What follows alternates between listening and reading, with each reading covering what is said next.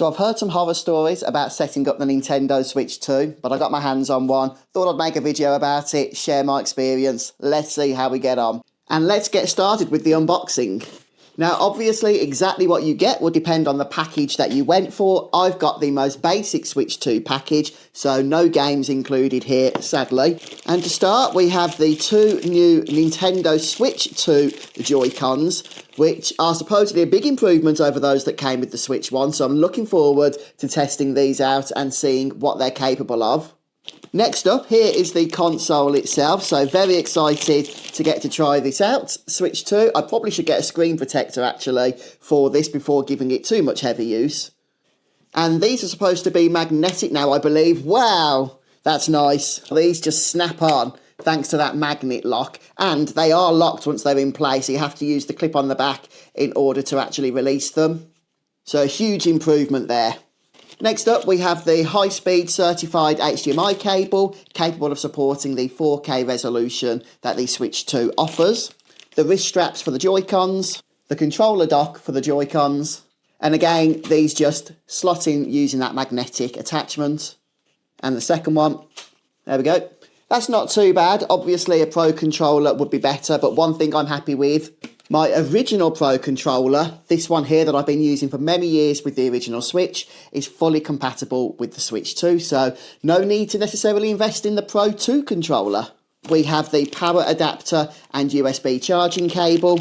And finally, we have the Switch 2 dock, which, yeah, slightly revamped design over the original. It's got a nice curvature to it here, but otherwise pretty much works the same way.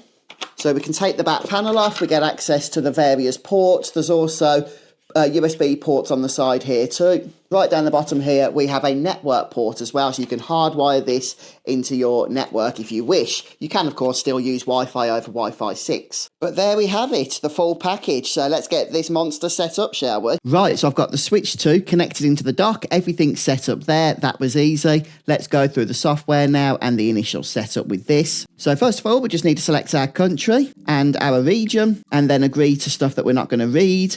Set up our internet connection. So for me, I'm just going for Wi-Fi password. Okay, well, that seems to be okay. So no issues yet. Fingers crossed. I should probably not say anything just yet. And now we're going to have to download the system update. This is the day one update. There's been a lot of talk about this. So yeah, be interested to see if this is going to work as expected. The console has officially released today, so it shouldn't be blocked by Nintendo or anything. And while that's updating, we get a few little tips and tricks here. Yeah, so lots of tips there from Nintendo. And having gotten through those, we're actually nearly done with the update here, 80% already. I didn't know if the servers were going to be absolutely slammed at this point and causing issues for us, but hey, this seems pretty smooth so far. And it looks like we're just restarting automatically now. Update complete. So I can go ahead now and transfer the data from my Nintendo Switch to this console. I'm going to skip that for now and just set this up as a new console. So yeah, I can go ahead and sign into my Nintendo account. And with my phone, I can just scan the QR code on screen. This will, I'd imagine, be a lot quicker than trying to type it in manually there on the console using the Joy-Cons. And it's just giving me a confirmation code on my phone, so I can go ahead and type this into the console before it expires. Okay, it's added my account. That's good. Adding user data. I've not done the switch from Nintendo 1, or from the Switch 1, I should say. So it shouldn't have a whole lot to do here. Yeah, I'm just going to keep myself on here for now. And I might need parental controls if I get too addicted, but I'm going to risk not using them. I don't have a micro SD card, but I do like the fact that even though the console does come with 256 gigabytes of storage, you can add additional storage yourself if you want to. Okay, push the home menu, it says, or the home button to go to the home menu. Well, that was simple enough, wasn't it? That was not too bad at all.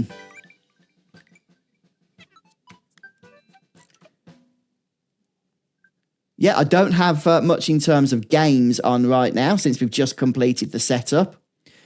Okay, I did add this game that Square Enix sent me to my account, so it's detected that already, which is nice. I didn't have to do anything for that. And yeah, it looks like it's downloading it. Well, I'll tell you what, that was super easy and super convenient. So now I can wait for Bravely Default Remaster, which is my first dedicated Nintendo Switch 2 game to download, which again, I didn't have to select that, I didn't have to choose that, it's just found it on my account and added it to the console automatically. And let's just double check how slammed the servers are for downloading games. 5 minutes remaining, 32% done already. That is not a problem at all. That's a lot better than I expected, actually. I thought we'd have like a 3-hour download here with everybody trying to access the Nintendo servers at this point. But no, I've got to say that's, gone pretty smoothly. In the end, that wasn't actually too bad, but I don't know, let me know what you think. Have you had any issues setting up the Nintendo Switch 2? And if so, did you find any workarounds? Please do share your own tips, and I'll catch you next time.